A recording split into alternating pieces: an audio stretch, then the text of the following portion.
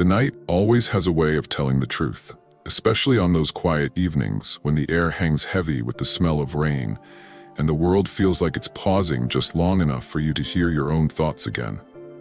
You stand near the window, watching droplets slide down the glass like slow-moving memories, and for a moment, everything becomes still.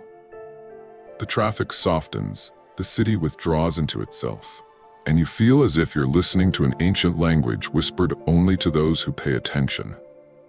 In that suspended silence, you begin to notice things you usually overlook. The faint hum of an old fan, the way the shadows in the corner shift, the subtle rhythm of your breathing. And somewhere in the middle of this quiet landscape, you sense something deeper stirring. Something you've always carried, but rarely acknowledged.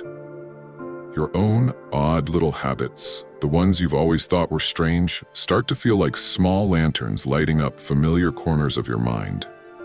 And this is where the story begins, a soft unfolding into a realization you may not have expected, a gentle step toward understanding why the title, 4 Weird Habits That Mean You're Actually Very Intelligent, Stoic Mindset, might be speaking directly to you even before you fully understand why. There was a time, not as long ago as it feels, when life seemed simpler on the surface but heavier beneath it.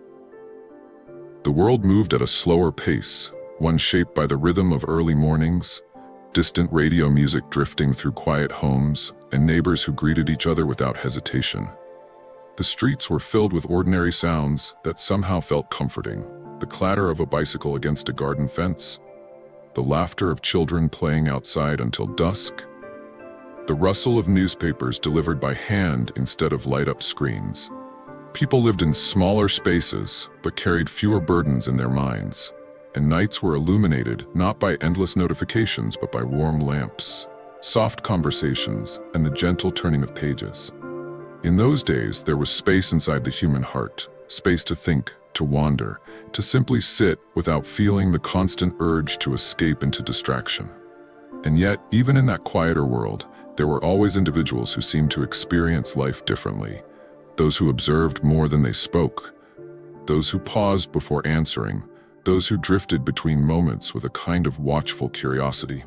Looking back now, you can almost feel how those people sensed things others dismissed, how their minds worked in ways even they didn't fully understand.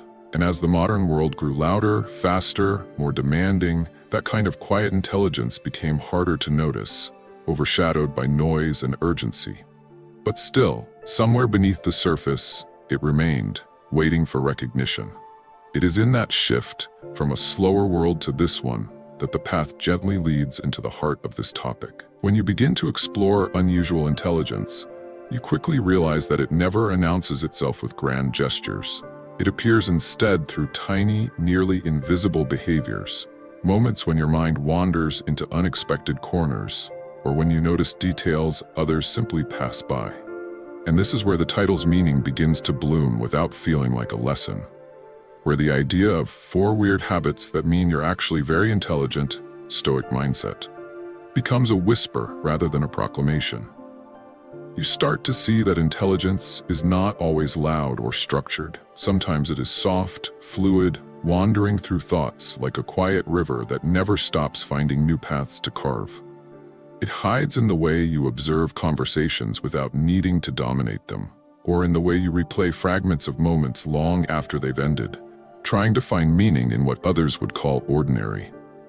There's a kind of depth in that, a depth that resembles the quiet teachings of old Stoic thinkers, the kind who believed that wisdom grows not from noise but from stillness. You feel that stillness in your chest now, a subtle settling, as if your mind is opening a door you didn't know you had been standing in front of. And what waits behind that door is not a list, not advice, but an unfolding understanding of how your strangest behaviors may actually be signs of a mind working on levels you never gave yourself credit for. There is a memory you might carry, though it may exist in different forms. Perhaps it's the image of a younger version of yourself sitting alone somewhere, a school hallway, a dimly lit bedroom, a quiet bus ride home, lost in your own thoughts while the world around you buzzed with louder voices. You remember tracing patterns in your mind, imagining scenarios, replaying conversations, building ideas that felt too complex to explain out loud. You might recall the way you noticed the shift in someone's voice before they even realized they were upset, or the way you became fixated on small details that didn't seem important to anyone else. This memory lingers not because it was dramatic, but because it captures something true about how your mind has always worked. And as you sit with it now, you begin to see how it connects to one of those weird habits, the kind most people assume is a flaw when it's actually a quiet gift. A deeply intelligent mind often wanders, not because it is distracted, but because it is searching, scanning the edges of thought, exploring possibilities, creating meaning where others only see confusion.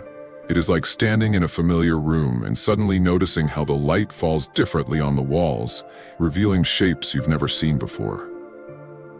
There is a sensory softness to this realization, a faint echo of rain against the window, as if your younger self has been waiting for you to understand that what felt strange was simply the beginning of insight. And the more you explore it, the more you feel an emotional thread pulling you inward, gently weaving the memory into the present moment. And as you keep following that thread, a different kind of understanding begins to unfold. One that touches the human side of these quiet, unusual habits. Because behind every strange behavior, there is always a story, a reason, a private shape of thought that formed long before you ever questioned it. Intelligence doesn't grow in straight lines. It grows like roots beneath the soil, through dark spaces, through silence, through observation, through the faint details you learn to notice when the world still felt too large for you to fit inside. And maybe you can remember moments when your inner life felt richer than the one outside, when you saw patterns between people's words, when you sensed emotions before they were spoken, when you replayed ideas in your mind the way someone else might hum a familiar tune.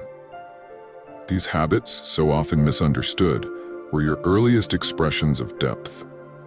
Maybe you remember the way certain textures or sounds stayed with you, how the creak of an old wooden gate outside your childhood home felt strangely comforting, or how the smell of paper from your school books would linger in your mind long after you closed them. Maybe you recall how your curiosity felt endless, how you paused before answering questions, how you liked turning ideas over and over until they revealed something new. These were not quirks, they were signposts. And as you look back with clearer eyes, you can almost feel how they shaped the person you became. The one who sees beyond the surface, the one who thinks before speaking, the one who feels the weight of things others hardly notice. There is a warmth in recognizing this, a gentle settling inside the chest, because it means your mind was never strange at all. It was simply tuned to a quieter frequency, one that values depth over noise, meaning over speed. And now, as the world grows louder around you, that old sensitivity becomes both a compass and a refuge. You start understanding why introspection feels natural to you, why solitude gives you energy, why small details matter, why your thoughts often run ahead of your words. These weird habits are less about eccentricity and more about internal architecture. A structure built from years of paying attention, years of thinking carefully, years of feeling deeply. The more you trace this inner landscape, the more you see how intelligence leaves its mark, not in loud confidence, but in quiet patterns, the kind only you truly recognize. And perhaps for the first time, you begin to honor them.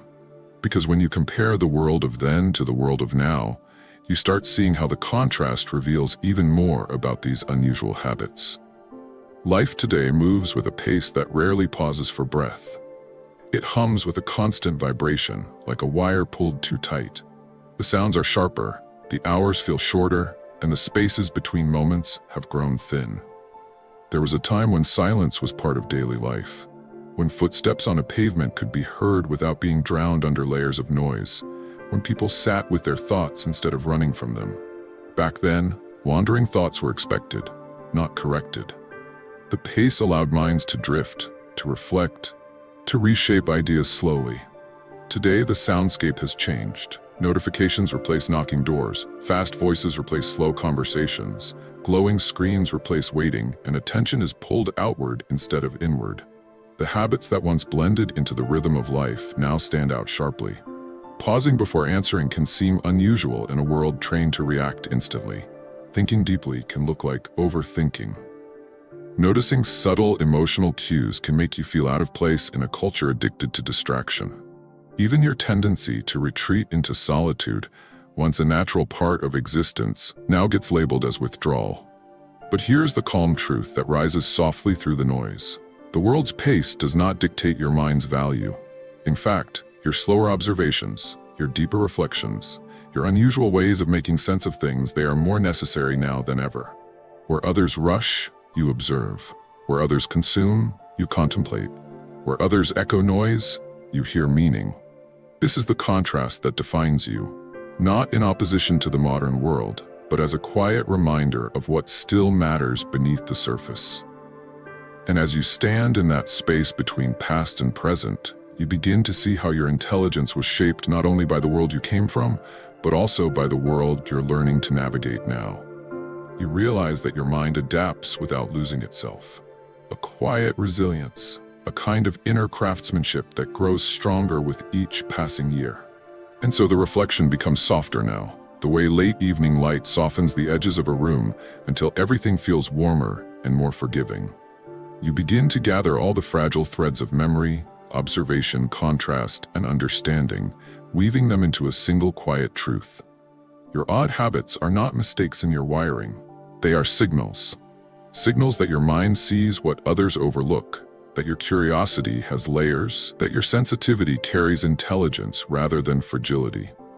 You start to understand that depth often disguises itself as strangeness in the beginning, only revealing its purpose once you're far enough away to see the pattern clearly.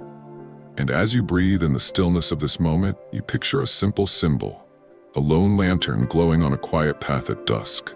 It does not shout to be seen, it simply shines, steady and patient, guiding anyone willing to walk with intention. That lantern is your mind. It has always been there, illuminating the world in its own quiet way, casting light on things others pass by, refusing to dim, even when the world rushes past. You carry it with you everywhere, often without noticing.